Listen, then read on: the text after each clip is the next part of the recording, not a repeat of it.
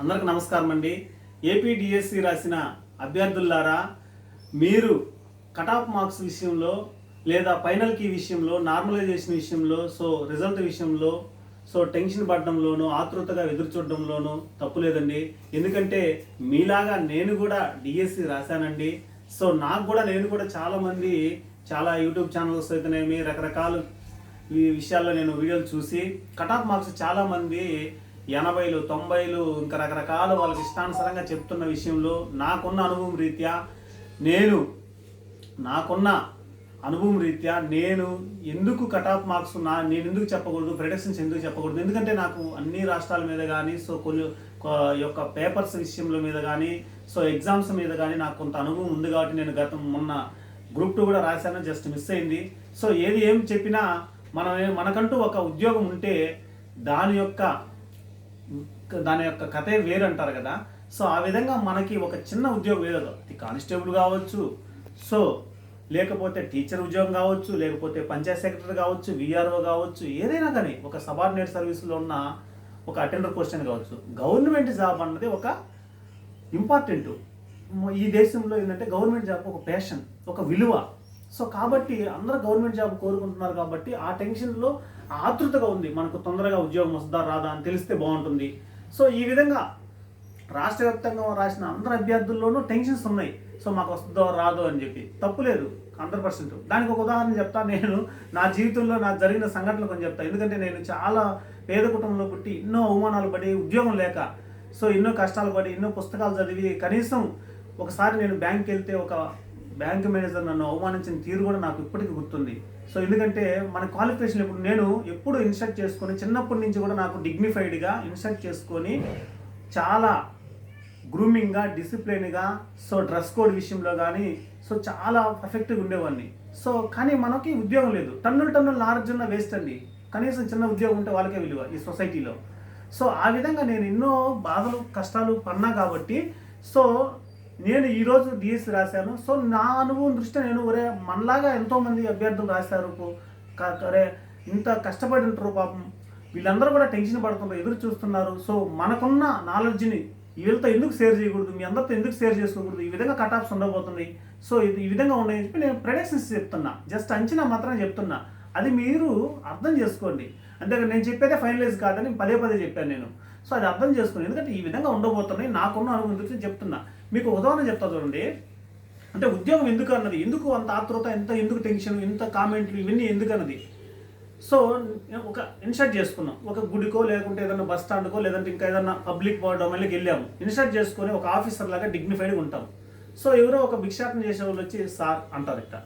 మన దగ్గర చూస్తే రూపాయి ఉండవు, ఎందుకంటే ఉద్యోగం లేదు కాబట్టి. ఏదైనా చిన్న ఉద్యోగం అని ఉంటే ఏదో 10 రూపాయలు జోబీలు ఉంటుంది, ప్యాకెట్ మనీ, మనం ₹1 అన్నా దానం చేయగలం.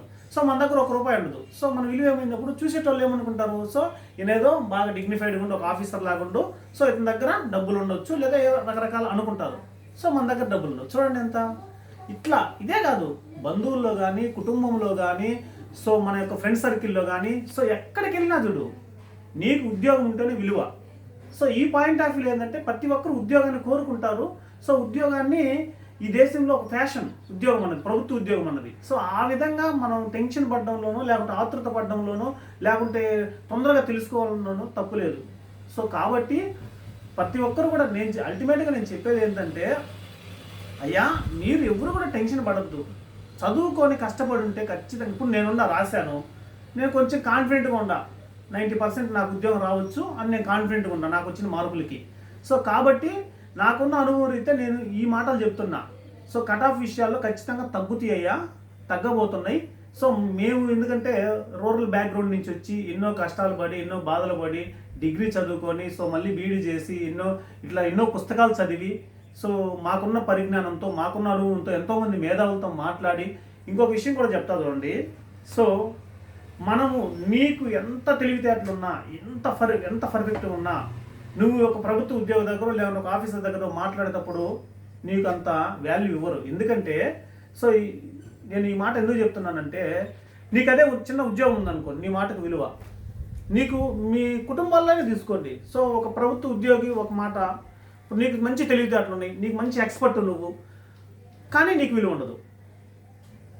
మీలో మీ కుటుంబంలో ఎవరైనా మంచి చిన్న ఉద్యోగం ఉన్నారనుకో, వాళ్ళ మాటకి విలువ ఎక్కువ ఉంటుంది. సో వాళ్ళు చెప్పి ఎందుకంటే ఇట్లాంటి చాలా పరిస్థితులు చూసాము. చాలా డిఫరెంట్ టైప్స్ ఆఫ్ స్టోరీస్ విన్నాము, స్టోరీస్ చదివాము, సో పరిస్థితులు విన్నాము. సో కాబట్టి ఖచ్చితంగా మనం టెన్షన్ పడుతున్నాం, బాధపడుతున్నాం, సో ఆతృత పడుతున్నాం, తొందరగా తెలుసుకోవాలని ఉంది. కానీ ఇది నిర్ణయాల్సిన ప్రభుత్వాలు కాబట్టి విద్యాశాఖ విద్యా వ్యవస్థ మీద చాలా కసరత్తులు చేస్తుంది. సో ఎందుకంటే విద్యా వ్యవస్థని రివాల్వ్ చేసేదానికి కావచ్చు, సో లేకుంటే కరికులం విషయంలో కావచ్చు, లేదంటే టీచర్స్ యొక్క పాఠశాల విషయాల్లో కావచ్చు, చాలా మోడిఫికేషన్ జరుగుతుంటాయి. వాళ్ళు చాలా బిజీగా ఉంటారు కాబట్టి కొంత డిలే అవుతుంది. సో దానికి మనం ఫైనల్కి రావాలి. సో ఇంకా నార్మలైజేషన్ ఉంది, సో మళ్ళీ పోస్టింగ్ అంటే మెరిట్ లిస్ట్ ఉంది, సో మళ్ళీ సెలక్షన్ లిస్ట్ ఉంది, సో దానికి మళ్ళీ పోస్టింగ్స్ ఉన్నాయి. చాలా ఇది ఒక ప్రాసెస్. ఈ ప్రాసెస్ అంతా మనం అర్థం చేసుకోవాలి. సో కాబట్టి ఎవరు కూడా టెన్షన్ పడద్దు. యూట్యూబ్ ఛానల్లో చెప్పేవాళ్ళు 80s 90s ఇవన్నీ ఫేక్ న్యూస్లు, ఇవన్నీ వాస్తవం ఫేక్ న్యూస్లు. కాబట్టి నేను ప్రిడిక్షన్స్ అంటే మనమైతే అంచనాలు చెప్తున్నాం. మీరు అనొచ్చు, మీరు కూడా మీ ఛానల్ లేదు సార్ మీ ఇష్టాన్స్ అంటే, నేను జస్ట్ అంచనాలు చెప్తున్నా. ఎవరికంటే ఎవరు కూడా ఆందోళన పడద్దు, మేము డిఎస్సీలు రాసాము, మా అనుభవాన్ని మీకు షేర్ చేస్తున్నాం అని చెప్పి నేను చెప్తున్నా. ఇది మా అర్థం చేసుకోండి. నెగిటివ్ కామెంట్లు చాలామంది పెడుతున్నారు కదా, చాలామంది మంచి కామెంట్లు పెడుతున్నారు, వాళ్ళందరూ కూడా మనీ ధన్యవాదాలండి. సో ఇకపోతే ఇంకొక విషయానికి వస్తే మీరు గమనించండి, ఈసారి కట్ ఆఫ్ ఈడబ్ల్యూఎస్ కేటగిరీ వాళ్ళకి ఎస్సీ కేటగిరైజేషన్ కూడా జరిగింది కాబట్టి, సో ఈసారి చాలా ప్యాటర్న్స్ విషయాల్లో మనం కట్ ఆఫ్ మార్క్స్ తగ్గుతాయి అని చెప్తున్నాము. సో రెండోది ఏంటంటే ఈసారి బీఈడి వాళ్ళు కూడా ఎడ్జిటికి అనర్హులు అని గవర్నమెంట్ చెప్పింది, అంటే రాసేదానికి లేదు కాబట్టి అని చెప్పింది. సో ఇలా చాలా ప్యాటర్న్స్ ఇది అది కాక సో మన అంటే ప్రపంచం ముందుకెళ్తుంది, వేగంగా ప్రపంచం ముందుకెళ్తుంది కాబట్టి, సో ప్రపంచం వేగాన్ని అందుకునే కోణానికి అభ్యర్థులు మంచి తెలివితేటగలవాళ్ళు ప్రమాణాలతో ఉన్నవి. ఎందుకంటే ఒకసారి మీరు గమనించండి, సమాజం ముందుకెళ్ళాలి, తొందరగా మనం డెవలప్మెంట్ కావాలంటే ఫస్ట్ ఆఫ్ ఆల్ మన పిల్లలు, తల్లిదండ్రులు, పాఠశాల, సమవయస్కుల బృందం, సమాజం అన్నారు. అంటే దీంట్లో పాఠశాల కూడా ఒక భాగం కాబట్టి పాఠశాలలో పనిచేసే ఉపాధ్యాయులు కూడా చాలా ఇంపార్టెన్స్ కాబట్టి అలాంటి ఉపాధ్యాయులు మంచి స్కిల్స్తో నైపుణ్యంతో గల ఉపాధ్యాయులు కానీ మనకి వస్తే సొసైటీకి అంటే సర్వీస్ చేసేదానికి సో విద్యా వ్యవస్థ కూడా బాగుంటుంది. సో ఈ పాటర్న్లో ఏంటంటే కొంచెం కఠినంగానే పేపర్లు అడిగారు, అంటే ఈజీ అండ్ మోడరేట్గా అడిగారు. సో ఈ ప్యాటర్న్లో మనం ఏంటంటే కట్ ఆఫ్ మార్క్స్ తగ్గే ఛాన్సెస్ ఉన్నాయి,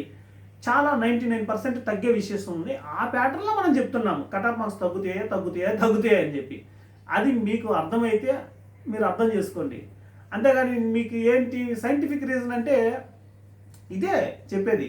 సో ఈ విధంగా, అంతేగాని మీకు క్వాలిఫికేషన్ ఏంటి, మీ అనుభవం ఏంటంటే మీ చిన్న లాజిక్స్ ఉంటాయి, లాజికల్ రీజనింగ్ అని పెడతారు. ఇప్పుడు లాజికల్ రీజనింగ్, మెంటల్ ఎబిలిటీ ఉంటాయి గ్రూప్ 1 గ్రూప్ 2లలో. సో ఎందుకు పెడతారు ఇవన్నీ? కొంచెం తర్కంగా ఆలోచించే విధానం మనలో డెవలప్మెంట్ కావాలి. సో అంతేగాని చాలా ఇప్పుడు నిజం చెప్పేవాడు ఒకడైతే అబద్ధం చెప్పేదానికి 100 మంది తయారై ఉన్నారు. సో ఇది ఏం చెప్తాను చెప్పండి, నిజం నిప్పు లాంటిదే మొట్టమొదటి వీడియోలో చెప్పే ఉన్నా నేను. ఎవరు తెలుసుకోవాలనో, ఎవరు తెలుసుకోకపోతే వాళ్ళే నష్టపోతారని కూడా చెప్పున్నా. అది మనం చెప్పేది. సో ఆ విధంగా మీరు అర్థం చేసుకోవాలి దయచేసి. ఎవరు ఏం చెప్తున్నారు, ఇప్పుడు నేను కూడా డిఎస్సి రాశాను, సో నేను కూడా చూస్తున్నాను ఎవరు నిజం చెప్తున్నారో ఎవరు అబద్ధం నాకు అర్థమవుతుంది. సో నాకు కొంత పరిజ్ఞానం ఉంది. సో ఇది ఇట్లా మీకు కూడా కొంత పరిజ్ఞానం ఉండాలి. నేను చెప్పే విషయమే కాదు, మీకు కూడా కొంత పరిజ్ఞానం ఉండి మీరు అర్థం చేసుకోగలిగితే మంచిదని నా అభిప్రాయం. ఎందుకంటే నాతో పాటు సమానంగా మీరు కూడా రాశారు కాబట్టి. సో నేను అది విషయం. ఇకపోతే సో ఇక నెక్స్ట్ మనం వీటి మీద నార్మలైజేషన్ మీద, సో కట్ ఆఫ్ ఫైనల్ విషయం మీద కూడా మనం కొంత క్లారిటీ వచ్చిన తర్వాత వీడియోలు చేయడం జరుగుతుంది. సో ఇంకోటి ఏంటంటే కొంతమంది రికార్డింగ్లు కూడా పెట్టారు, ఏంటి విద్యాశాఖ ఫోన్ చేసినట్టు ఇవన్నీ కూడా ఏంటంటే రకరకాల వ్యూస్ కోసం ఫేక్ న్యూస్లు పెడుతూనే ఉన్నారు. సో ఎవరు బాధలు వాళ్ళై, ఎవరి కష్టాలు వాళ్ళై పెడుతూనే వాళ్ళ ఇష్టానుసారంగా వాళ్ళు పెడుతున్నారు. మనం చూడడామా లేదన్నది మనం నిర్ణయించుకోవాలి, అది కరెక్టా కాదని మనం నిర్ణయించుకోవాలి.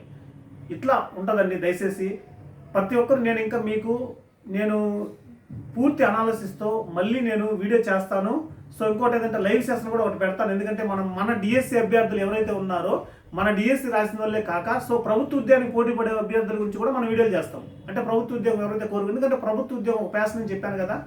సో అందుకని వీడియోలు చేస్తాము. అది గ్రూప్ 1 కావచ్చు, గ్రూప్ 2 కావచ్చు, పంచాయత్ సెక్రటరీ కావచ్చు, విఆర్ఓ కావచ్చు, ఫారెస్ట్ డిపార్ట్మెంట్ కావచ్చు, ఎండోమెంట్ కావచ్చు, ఇంకా డిఎస్సి అభ్యర్థులు, ఇంకా మళ్ళీ డిఎస్సీలు కూడా ఉండకపోతాయి కాబట్టి ఫ్యూచర్లో ఉంటాయని చెప్పి ప్రతి ఇయర్లీ విద్యాశాఖ మంత్రిగా చెప్పారు కాబట్టి సో దాని మీద కూడా వీడియోలు చేయడం జరుగుతుంది.